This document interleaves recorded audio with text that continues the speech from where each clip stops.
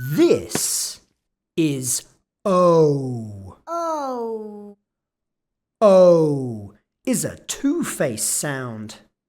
We make it by moving our mouth from an O shape to an U shape, like this. O.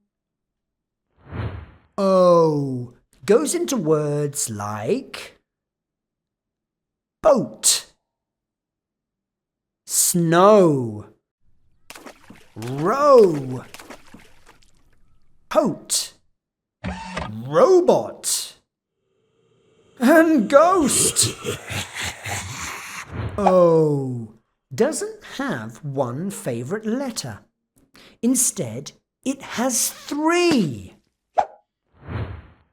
O likes to go into letters OA in words like boat, coat, and toast. O likes to go into OW in words like snow, grow, and crow. And O likes to go into letter O in words like robot, ghost, hello. After all, O and letter O do have the same name.